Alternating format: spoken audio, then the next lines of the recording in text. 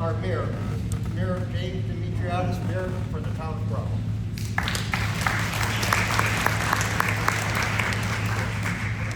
First of all, I want to thank Joe for organizing this event and all of Post 105 for all the work that they do throughout the year to uplift and support our veteran community here in town. Last year I talked about the importance of service and what service means and the different ways that people have service. And this year I was reflecting on the origins of Veterans Day and the concept of peace and thanks. So in 1918, on the 11th hour of the 11th day of the 11th month, armistice was declared in Europe for the war to end all wars.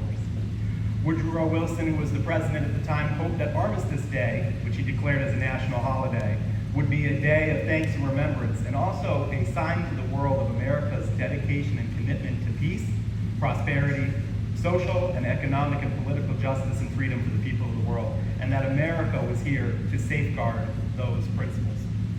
Unfortunately, the name War to End All Wars is a misnomer, for indeed it did not end all wars.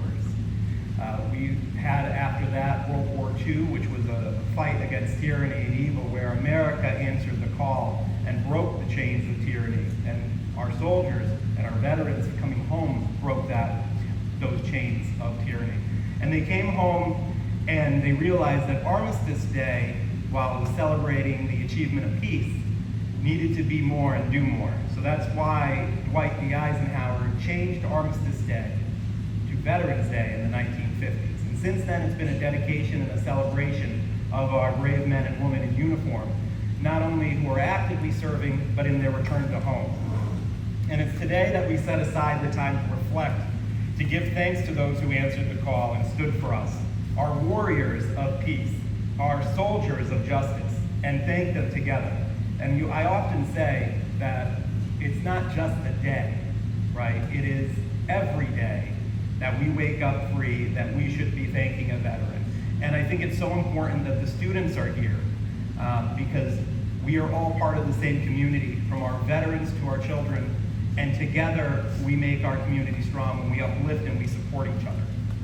And so to that end, as we continue to celebrate Veterans Day, I want to reiterate my support for you and your families, and also announce that in August, the Town Council of the Town of Cromwell made 2 steps that I think are right and fitting to make sure that veterans are thanked for their service. We've extended the veteran tax credit for those who are 100% disabled to extend to their dwelling and their property. So those who are 100% disabled because of the sacrifices that they made abroad will now be exempt from property taxes. And then we often say we thank those and the families of those who gave the ultimate sacrifice. And we've extended for those who were killed in the line of duty or lost in the line of duty that tax abatement to their surviving spouse so that they can live in security at home. These choices that we make are what it means to give thanks. So as much as you are the warriors of peace and justice, it is on us, the civilians, to do everything we can to uplift, to thank, and to support. Not today, but every day.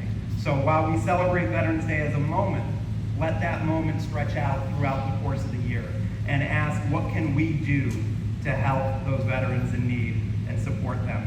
So God bless you all. God bless our veterans serving abroad. May they come home safely, and those who are missing, may they be found. And know that here in Cromwell, we will always have a door open for them, and we can't wait to welcome them home.